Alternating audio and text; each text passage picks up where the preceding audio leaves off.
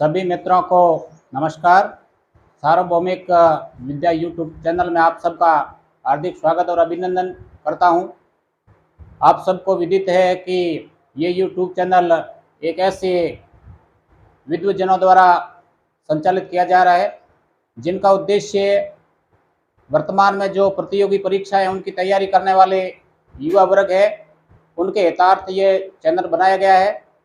और ये निःशुल्क चैनल है जिसमें आरपीएससी और अन्य भर्तियों से चयनित लंबे वर्षों का अनुभव रखने वाले युवा कर्मठ व्यक्ति पढ़ा रहे हैं। और मैं चिमाराम भादू हिंदी विषय का काफ़ी वर्षों से अध्यापन कार्य करवा रहा हूँ और मुझे भी इस चैनल से जुड़ने का सौभाग्य प्राप्त हुआ है। मैं आज हिंदी की क्लास लूँगा। उससे पूर्व हमारे साथी जबर सिंह जी ने वर्ण विचार के बारे में आपसे चर्चा की थी और काफ़ी लोगों की मांग है कि आगे से आगे पढ़ाया जाए, तो उस विषय को लेकर मैं आज आपके समक्ष समाज टॉपिक को लेकर उपस्थित हुआ हूं और समाज के बारे में विस्तार से हम चर्चा करेंगे। क्योंकि प्रतियोगी परीक्षाओं में आज स्थितियां ये है कि कई ऐसे चैनल जो आ रहे हैं उनका उद्देश्य होगा जल्दी से पैसे कमाना ज़्यादा से ज़्यादा, और इस उद्देश्य को लेकर वो शॉर्ट ट्रिक के आधार पर कुछ बातें बता देते हैं और लोग उनको देखते हैं। तो हमारा मकसद ये है इस चैनल का कि जो लोग इसको देखें और उस विषय को पूरी तरह से समझे परखे, और हम कोशिश ये करेंगे कि इस चैनल में वे बातें डालने की कोशिश करेंगे जिससे आप अपनी जो परीक्षा है उसमें सफल हो जाए। तो ज़्यादा बात कहने की बजाय सीधा मैं अपने टॉपिक पे आऊँगा। मैं समास विषय पर चर्चा करूँगा और आपको विस्तार से इसके बारे में जानकारी दी जाएगी। आप सबको ये ज्ञात ही होगा कि जो शब्दों की संरचना की जाती है उसमें 4 इकाइयाँ हैं, वो बहुत महत्वपूर्ण होती है शब्द की संरचना के लिए। उसमें ये होता है कि एक तो संधि होती है, दूसरा समास होता है, तीसरा उपसर्ग, चौथा है प्रत्यय। शब्द संरचना के लिए 4 इकाइयां हैं।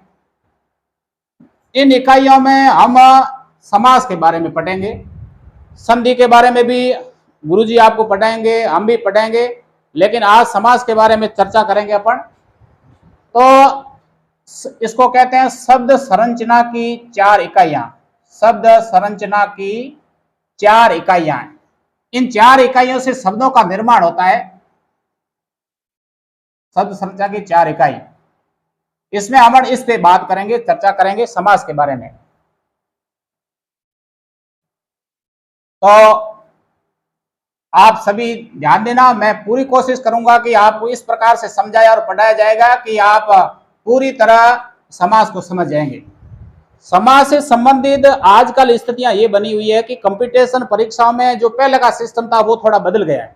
पहले तो ये था, ये पूछा जाता था कि भाई 2 तरीके से प्रश्न पूछे जाते थे। एक तो ये पूछा जाता कि समास का कौन सा समास है, और एक दूसरा पूछा जाता था कि समास का विग्रह बताओ। ये 2 तरीकों से ये प्रश्न पूछे जाते थे ज्यादातर। आज एग्जाम इस प्रकार से हो गए हैं कि तथ्यात्मक सवाल ज्यादा पूछे जाते हैं कि आपको कोई तथ्य दिए जाएंगे कि ये कौन से पद की, कौन से समास की विशेषता है जिसमें पूर्व पद प्रधान हो या उत्तर पद प्रधान हो, इस प्रकार दोनों पद प्रधान हो, इस प्रकार के सवाल पूछे जाते हैं। तो हमें वर्तमान प्रतियोगी परीक्षाओं को देखते हुए इस बात का ये ध्यान रखना है कि जो जो समास हम पढ़े हैं उन समासों की विशेषताएं वो याद जरूर करें। अगर हम समास की विशेषताएं अच्छी तरह से याद कर लेंगे तो क्या होगा। तो मैं बता रहा था कि आज प्रतियोगी परीक्षाओं में तथ्यात्मक सवाल ज्यादा आते हैं, तो आपको जो जो आपको समास पढ़ाए जाते हैं उन समास के अंदर उस समास की क्या क्या विशेषताएं हैं, उन विशेषताओं को थोड़ा आपको गहनता से उसका अध्ययन करना है, समझना भी जरूरी है। क्योंकि समास एक ऐसी चीज में जिसमें समझना जरूरी है। आपको शब्दों का अर्थ समझ में आ गया और उस शब्द में क्या विभक्ति है, किसका लोप हुआ, इस प्रकार कुछ बातें समझ में आ गई तो आप आराम से समझ जाएंगे। तो शुरुआत करते हैं समास। और समास में सबसे पहला जो प्रश्न आता है वो यही आता है कि समास किन 2 शब्दों से मिलकर बना है, सम प्लस आस। देखिए ये सम प्लस आस है, ये संयोग है एक प्रकार से। आप जब हम आपको संधि की बात करेंगे पढ़ाएंगे तो ये बताएंगे कि संयोग और संधि क्या चीज है। तो या ये सम प्लस आस एक प्रकार से संयोग है, क्योंकि आप जब संधि करोगे तो संधि का नियम यहाँ लागू हो नहीं रहा है, क्योंकि ये म हलंत है और आ आया है, तो संधि वाला नियम तो अगर स म पूरा होता तो फिर संभावना बनता सम प्लस आस, तो फिर ये संधि वाला नियम लागू हो जाता कि अ और आ बन जाता। लेकिन ये समास एक संयोग है, समास एक संयोग है। तो अब इन दो शब्दों का अर्थ समझ लें आप। सम का अर्थ होता है पास, आस का मतलब बैठाना, पास बैठाना, पास बैठना या पास बैठाना। बिल्कुल सिंपल, पहला ही सवाल ऐसे ही पूछा जाता है, सिंपल पूछा जाता है कि समास शब्द का अर्थ क्या होता है। समास शब्द का अर्थ होता है पास बैठाना। पास किसको बैठाना? शब्दों को पास बैठा, क्योंकि यहाँ हम शब्दों की बात करेंगे। संधि में केवल वर्णों की बात होती है, लेकिन यहाँ पर अपने शब्दों की बात होती है। संधि में हम वर्णों को पास पास बिठाते हैं, लेकिन समास के अंदर शब्दों को पास पास बिठाया जाता है। या ये कह सकते हैं समास का अर्थ संक्षिप्तीकरण, ये भी होता है संक्षिप्तीकरण। जब हम शब्दों को संक्षिप्त करते हैं, संक्षिप्त किया कैसे जाएगा? सीधी बात है, जो विभक्ति चिन्ह होगा उसको वहां से हटा दिया जाएगा, उसका लोप कर दिया जाएगा। विभक्ति चिन्ह कह दो, अवयव कह दो, बीच में जो अवयव आते हैं, विभक्ति चिन्ह आते हैं, वो हटा दिए जाएंगे, तो फिर वो समास बन जाएगा। तो अब समास की परिभाषा यही माने कि जब कोई शब्द है उसको उसका निर्माण किया जाएगा, तो उसके बीच में जो विभक्ति है उसका, या अवयव कह दो, विभक्ति कह दो, उसका लोप कर दिया जाएगा, तो वो समास बन जाएगा। स्थितियां दो है। आजकल मैंने देखा था रीट आदि प्रतियोगी परीक्षाओं में इस प्रकार से सीधा समास का जो टॉपिक है उसमें ये सीधा लिखा हुआ है कि एक तो समास और दूसरा आएगा समास विग्रह से संबंधित। देखो इस पे भी मैं चर्चा करूंगा। ये विग्रह शब्द होता है, ये होता तो संधि में, लेकिन वर्तमान में समास में भी ये प्रचलन में। देखिए ऐसा सवाल भी एक प्रतियोगी परीक्षा में पूछा गया था कि समास का विलोम क्या है, ये सवाल भी पूछा गया। तो इसको आप ध्यान रखें, समास का विलोम व्यास होता है, न कि विग्रह होता है। संधि का तो विग्रह हो जाता है, संधि का ऑपोजिट होता है संधि, विच्छेद कह दो या विग्रह कह दो, लेकिन समास का ऑपोजिट होता है व्यास। तो ये याद रख लेना आप, एक तो बात। दूसरी बात समास में है, दो तरह के सवाल मैंने अभी बात की थी आपसे कि एक तो आता है सामासिक पद, और जिसको कहते हैं समस्त पद, सामासिक पद कह दो, समस्त पद कह दो।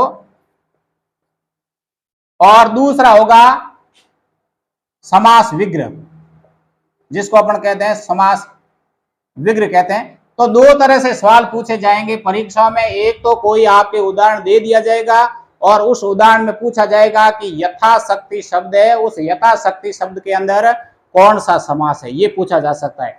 दूसरा ये पूछा जाएगा इसी को कि शक्ति के अनुसार ये शब्द है और इस शब्द का आपको क्या करना है, समास बनाना है, सामासिक पद बनाना है, इसके बीच की जो विभक्ति है उसको हटाना है। तो ये स्थितियां बनती।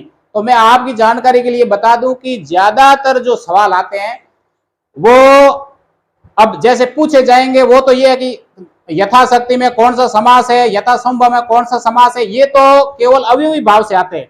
और जहां विभक्तियों का लोप से संबंधित सवाल आते हैं और या आपको वहां विग्रह करके बताना होता है, वो ज्यादातर तत्पुरुष समास के उदाहरण आते हैं। इसलिए आपको करना क्या चाहिए कि जब आप तत्पुरुष समास पढ़े उस समय आपका जो विग्रह है, विग्रह शब्द का आपको याद होना चाहिए। जैसे कोई शब्द आया पद च्युत, तो पद से च्युत, ऐसा आपको आना चाहिए। जैसे शब्द आ गया रेलगाड़ी, रेलगाड़ी शब्द आ गया, ये तत्पुरुष समास की बात कर रहा हूं मैं, तो आपको इसका विग्रह आना चाहिए। तत्पुरुष समास में विग्रह में अगर आ रहा है, ऐसे सवाल ज्यादा पूछे जाते हैं। तो जैसे अपन लेंगे रेल पर चलने वाली गाड़ी, ऐसा होता है इसका। रेल कहते हैं पटरी को, बाद में अपन चर्चा करेंगे तत्पुरुष। रेल पर चलने वाली गाड़ी, रेल पर चलने वाली गाड़ी, ये रेलगाड़ी का होता है। वो तत्पुरुष समास आएगा तब बात करेंगे, पहले अपन समास की चर्चा करते हैं। तो एक बार पुनः मैं आपको बता दूं कि समास शब्द का अर्थ होता है संक्षिप्तीकरण, या समास का अर्थ होता है पास पास बिठाना। अब समास के जब प्रकार पूछे जाते हैं तो इस बात को आप अच्छी तरह से ध्यान रख लेना कि आजकल प्रश्न देने वाले समास के प्रकार के तरीका अलग से पूछ लेते हैं।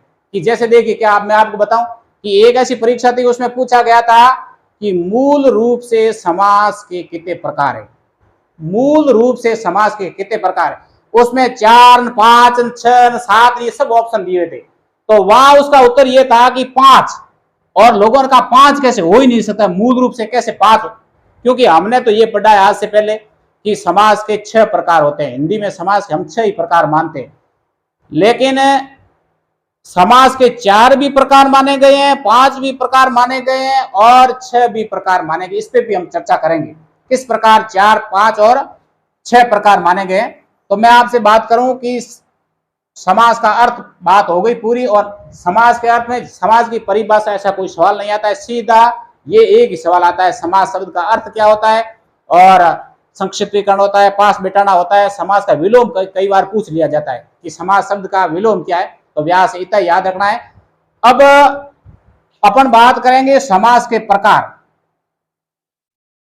समास के प्रकार, इसकी चर्चा करने से पहले मैं ये कह दूं कि समास के 4 भी प्रकार होते हैं, समास के 5 भी प्रकार होते हैं, समास के 6 भी प्रकार होते हैं। वर्तमान में ज्यादा अब सवाल कैसे पूछा जाता है उस पर डिपेंड करता है कि आपको कौन सा प्रकार लेना। अब अगर आप कई अच्छे अच्छे जो लोग आजकल पढ़ाते हैं वो 4 मानते हैं, और हिंदी में अगर अपन सीधा पढ़ते हैं तो 6 प्रकार मानते हैं। अगर आप संस्कृत में चले जाओगे, क्योंकि हिंदी भाषा की जननी संस्कृत है, और आप संस्कृत में जब जाओगे तो संस्कृत में मूल रूप से 5 माने जाएंगे, उस पर चर्चा करेंगे। तो बात है कि 4 कौन से समास के प्रकार माने गए। तो नंबर 1 है जो पदों की प्रधानता के आधार पर, पदों की प्रधानता के आधार पर समास के भेद, पदों की प्रधानता के आधार पर। ऐसा ही सवाल सीधा ही पूछा जाता है, ये ध्यान रखना आप। आजकल सीधा प्रश्न पूछा जाएगा कि पदों की प्रधानता के आधार पर समास के कितने भेद है। सीधा उत्तर आपको लिखना 4 प्रकार, बिल्कुल सिंपल है। अगर आपको पूछा जाता है मूल रूप से समास के कितने प्रकार है, तो सीधा उत्तर है 5 प्रकार। आपको प्रश्न पूछा जाता है हिंदी में समास के कितने प्रकार माने गए हैं, तो सीधा उत्तर है 6। ये भी तरीका याद रख लें आप कि हमारे को सवाल किस प्रकार से पूछा जाता है। सवाल का पूछने वाले का वो प्रश्न को अच्छी तरह से पढ़ लेना।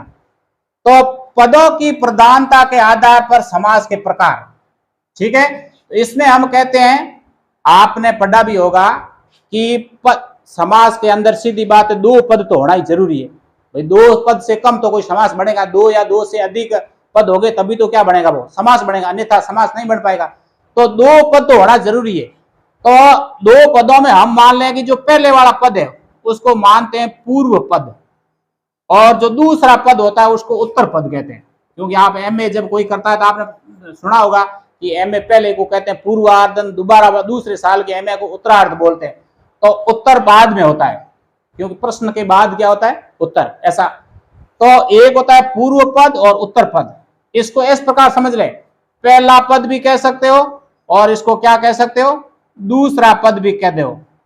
ये चीज आपको याद रखनी है कि अगर पूर्व पद उत्तर पद, पहला और दूसरा एक ही बात है। अब पदों की प्रधानता के आधार पर अपन समास की बात करें तो समास के कितने प्रकार है वो मैं अभी लिख रहा हूं यहां पर। तो सबसे पहले अपन कहेंगे जिसमें पूर्व पद प्रधान हो, पूर्व पद की प्रधानता, पूर्व पद की प्रधानता एक तो ये प्रकार हो गया। दूसरा होगा उत्तर पद की प्रधानता, उत्तर पद की प्रधानता, एक ये हो गया। तीसरा हो गया दोनों पदों की प्रधानता, दोनों को क्या कहते हैं, उभय कहते हैं। अगर आप उभय लिखते हैं तो भी सही है, दोनों पदों की प्रधानता। और दोनों, कोई पद की प्रधानता नहीं, दोनों की प्रधानता नहीं, तो कोई भी प्रधान नहीं, कोई भी पद प्रधान नहीं, अप्रधान कह दो भले, प्रधान नहीं। तो इस प्रकार ये कितने हो गए, 4 समास हो गए। पदों की प्रधानता के आधार पर अगर आपको पूछा जाए तो समास के 4, मैं नाम लिख देता हूं। पूर्व पद की प्रधानता होती है वो समास होता है अवयवी भाव। अवयवी भाव जिसमें पूर्व पद की प्रधानता होती है। ठीक है। उत्तर पद का अर्थ होता है दूसरा पद। दूसरा पद है, पूर्व का मतलब पहला, तो दूसरा पद प्रधान होता है वो कौन सा होता है? तत्पुरुष। कौन सा होता है? तत्पुरुष। अब बात करेंगे, दूसरे पद में केवल तत्पुरुष नहीं होता है, दो समास और होते हैं जिसमें दूसरा पद प्रधान होता है, और आपने पढ़ा होगा उसको तत्पुरुष के प्रकार भी मान लिया जाता है कि कैसे। एक तो होता है द्विगु समास जो संख्यावाची होता है, और एक होता है कर्मधारी। इन दोनों समासों को तत्पुरुष के अंदर ही अंतर्गत ही माना जाता है, और आप पढ़ेंगे तब लिखा हुआ देखेंगे द्विगु तत्पुरुष, कर्मधारी तत्पुरुष ऐसा कहते हैं। तो आप समझ गए। यहां सवाल बनता है, कभी कभी ऐसा सवाल बन जाता है कि निम्नलिखित में से कौन से समास के अंदर उत्तर पद की प्रधानता होती है, तत्पुरुष लिखा हुआ नहीं मिले और द्विगु मिल जाता, आप कहेंगे ये तो हमने तो केवल तत्पुरुष ही पढ़ा है। तो द्विगु समास में भी दूसरा पद ही प्रधान, संख्यावाची पहला पद होता है लेकिन दूसरा पद प्रधान होगा। उसका विस्तार से आगे पढ़ेंगे। कर्मधारी में यही स्थिति बनती। तो पदों, उत्तर पद की प्रधानता के आधार पर तीन हो गए। दोनों पद प्रधान होते हैं वो द्वंद्व समास होता है। द्वंद्व ऐसा लिखते हैं।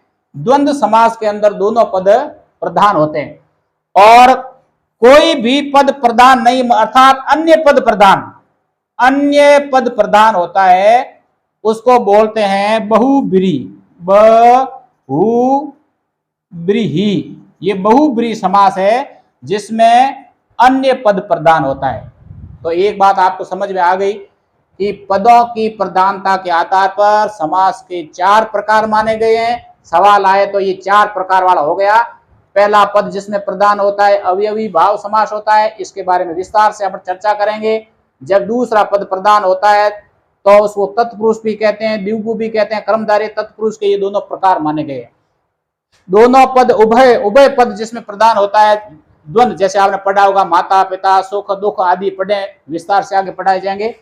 और जिसमें कोई तीसरा पद ही प्रधान होता है बहुब्रीहि समास के उदाहरण इसमें आते हैं। तो पदों की प्रधानता के आधार पर समास के प्रकार मैंने आपको बता दिए। यहां किसी प्रकार की परेशानी आपको नहीं होगी।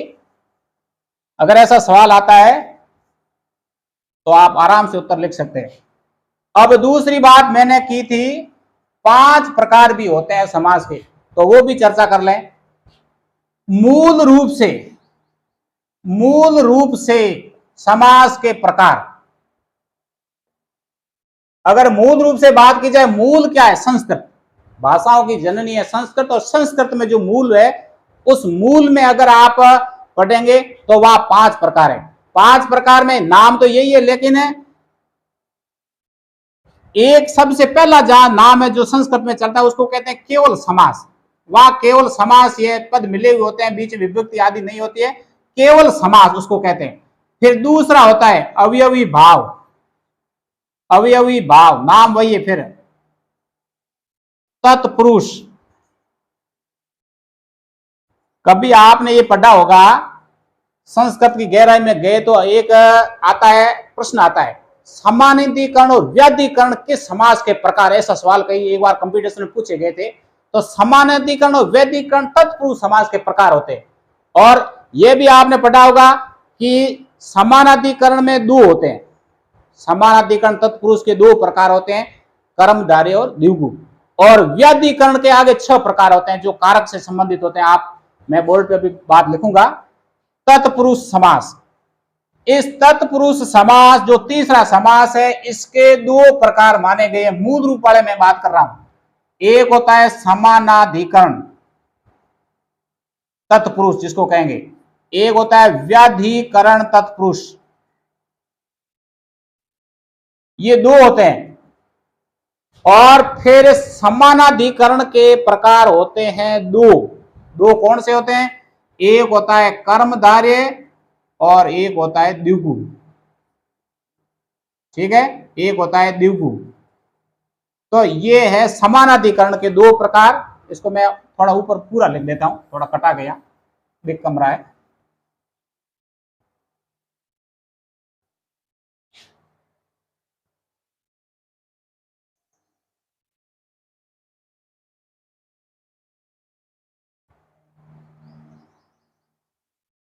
मैंने बात की थी अभी कि हम मूल रूप से जो समास के प्रकार है वो 5 होते हैं, जिसमें मैंने एक नाम लिख दिया केवल समास, जिसका नाम दिया गया संस्कृत में, वो एक केवल समास है। दूसरा, उसके बारे में चर्चाएं आगे करेंगे, अभी तो नाम बता रहा हूं मैं। दूसरा मैंने लिख दिया अवयवी भवार समास, तीसरा लिख दिया तत्पुरुष समास, चौथा द्वंद्व समास और पांचवा बहुव्रीहि समास। हो गए 5। अब मैं बात कर रहा था जो तीसरा हमारा प्रकार है तत्पुरुष, उससे संबंधित परीक्षाओं में कई प्रश्न पूछे गए हैं कि तत्पुरुष समास के वैसे मूल रूप वाले में 2 प्रकार होते हैं। एक होता है समानाधिकरण और एक होता है व्याधिकरण। समानाधिकरण के फिर प्रकार 2 होते हैं, एक होता है द्विगु जो संख्यावाची है, और एक होता है कर्मधारय। व्याधिकरण के प्रकार अभी हम जब तत्पुरुष पढ़ेंगे तो उसके 6 प्रकार माने गए। आपने पहले कारक पढ़ा होगा, कहीं और जगह हम भी कारक पढ़ाएंगे आपको, क्योंकि पूरी व्याकरण हम पढ़ा रहे हैं तो कारकों के बारे में चर्चा करेंगे। तो कारक 8 माने गए हैं और उन कारकों के विभक्ति चिन्ह होते हैं। आपने पढ़ा होगा कारक क्या होता है, संज्ञा और सर्वनाम का क्रिया के साथ जो संबंध, वैसे संज्ञा और सर्वनाम का वाक्य के अन्य पद के जहां संबंध होता है उसको कहते हैं कारक, लेकिन संबंध क्रिया के साथ ही होता है, विशेषतः क्रिया के साथ, तो वो कारक होते हैं। तो कारक कुल 8 माने गए, लेकिन हमारे तत्पुरुष समास के अंदर पहला और लास्ट वाला जो कारक है वो छोड़ दिया जाता है, तो 6 कारक हो गए। तत्पुरुष समास के वही प्रकार है, वही तत्पुरुष समास के प्रकार ना, जैसे आप कारक 8 में पहले को छोड़ दो, कर्ता को छोड़ दो, और लास्ट में कौन होता है, संबोधन, इसको छोड़ दीजिए, तो पीछे कितने बच गए, ये 8 होते हैं, 6 पीछे बच गए। वो 6 कारक होते हैं, वो तत्पुरुष समास के ही भेद माने गए हैं। जैसे उनके नाम मैं लिख देता हूं, कर्ता के बाद होता है कर्म, तो कर्म तत्पुरुष, करण तत्पुरुष, संप्रदान तत्पुरुष, अपादान तत्पुरुष, संबंध तत्पुरुष और अधिकरण तत्पुरुष। ये कुल 6 हो गए, 1 2 3 4 5 और 6। तो ये व्याधिकरण में 6 आते हैं, इसके बारे में हम आगे विस्तार से पढ़ेंगे, क्योंकि तत्पुरुष समास कारकों पर आधारित है। सवाल आता है कि ऐसा कौन सा जो समास है जिसमें विभक्ति चिन्ह होते हैं, कारक चिन्ह है, उनका कारक चिन्हों का लोप होता है, तो कारक चिन्ह का लोप होता है तत्पुरुष समास में। वो बात भी आपको, कारक चिन्हों का आता है तो तत्पुरुष समास होता है। तो बात आप समझ गए होंगे कि तत्पुरुष समास मूल रूप से एक समानाधिकरण होता है और व्याधिकरण होता है। इसके 2 प्रकार है, इसके 6 प्रकार है। ये तो हुआ मूल रूप से 5 प्रकार हो गए। ये भी बात आपको शायद समझ में आ गई होगी। एक बात मैंने तक पद की प्रधानता के आधार पर कितने प्रकार को 4 और मूल रूप से 5 हो गए। अब 6 बिल्कुल सरल है, जो लिख भी दिए। तो 6 को तीसरे नंबर वाले को क्या कहते हैं कि हिंदी में सवाल आता है, हिंदी में समास के कितने प्रकार है, हिंदी में समास के प्रकार, अगर ऐसा सवाल पूछा जाता है तो उत्तर होगा 6। ये है हिंदी में कुल समास के कितने प्रकार है, तो 6। अब 6 के नाम आपको पहले ही लिख दिए। अव्ययी भाव समास, दूसरा है तत्पुरुष समास, जो पहले नाम लिखे वही है 6। तीसरा है जो भी कर्म जो भी लिखे आप चलेगा, कर्मधारय समास। चौथा है द्विगु समास। पांचवा है द्वंद्व समास और छठा है बहुव्रीहि समास। तो इस प्रकार ये हिंदी में 6 प्रकार के समास माने गए हैं। इन 100 के बारे में अपन चर्चा करेंगे, विस्तार से चर्चा होगी कि अव्ययी भाव समास क्या होता है। तो ये चीजें आपको पहले समझना बहुत जरूरी है कि ये शुरुआत की जो बात है, परीक्षाओं में इससे संबंधित काफी प्रश्न पूछ लिए जाते हैं, तो ये चीज मैंने बता दी। अब इनके नामों से पता चल जाता। देखो व्याकरण भले ही आपके कोर्स में हो सकता है, कोई आप परीक्षा दे रहे हैं जैसे कॉलेज लेक्चर की परीक्षा में समास वाला टॉपिक कोर्स है, कुछ दूसरे कोर्स में है नहीं है, फिर भी व्याकरण पढ़ते समय इस बात को ध्यान रखें कि हमारे कोर्स में टॉपिक है वही नहीं पढ़ना है, क्योंकि व्याकरण एक दूसरे से जुड़ी हुई पूरी तरह से। अब जैसे मैं पढ़ाऊंगा समास, लेकिन अवयवी भाव पढ़ाते समय अवयव की आपको अगर जानकारी नहीं है तो आप समझ नहीं पाएंगे कि ये समास क्या है, क्योंकि तो अवयव की जानकारी आपके पास होनी चाहिए, और अवयव क्या होते हैं, अवयव कितने प्रकार के, ये चीज आपको होनी चाहिए जानकारी में। और जैसे मैं तत्पुरुष समास पढ़ा रहा हूं, तो तत्पुरुष समास पढ़ाते समय कारकों की जानकारी नहीं है तो आप समझ नहीं पाएंगे, इसलिए कारकों की जानकारी आपके पास होनी चाहिए, वो चीजें भी आपको पढ़ी होनी चाहिए। कर्मधारय समास में पढ़ा रहा हूं तो आपको विशेषण विशेष्य क्या चीज होती है, उपमान उपमेय क्या चीज होती है, ये चीजें आपको समझनी पड़ेगी। अलंकार आपके थोड़े समझ में आने चाहिए, क्योंकि आप कर्मधारय समास पढ़ाओगे तो आपको उपमा अलंकार और रूपक अलंकार के उदाहरण इसमें बहुत ज्यादा आते हैं, तो वो चीज भी आपके पास होनी चाहिए, आपके समझ में होनी चाहिए। द्विगु समास संख्यावाची होते हैं, जहां संख्या की बात होती है, फिर उसमें अपन चर्चा करेंगे कौन सी संख्या होती है, कौन कौन सी संख्या द्विगु में आती है। अब कौन सी संख्या, अब ये जरूरी नहीं कि सभी संख्या वाले द्विगु समास में आए, ये भी जरूरी नहीं होती है, द्वंद्व समास के भी उदाहरण हो सकते हैं, इस पे अपन चर्चा करेंगे। द्वंद्व समास है, उसके बारे में अपन पढ़ेंगे कि जहां दोनों पद होते हैं वो प्रधान होते हैं। बहुब्रीहि समास है, कुछ ऐसे उदाहरण होते हैं अपन सोचते हैं हमेशा कि बहुब्रीहि के उदाहरण है, लेकिन वो बहुब्रीहि के उदाहरण होना भी कोई जरूरी नहीं है। आज से पहले देखो ये सिस्टम चल गया है कि बहुब्रीहि समास का मतलब कोई अन्य पद प्रधान होता है, अन्य जो होता है वही होता है, लेकिन ऐसी बात है कि उदाहरण एक जैसे मैं इसका आ गया तो दिमाग में दे देता हूं।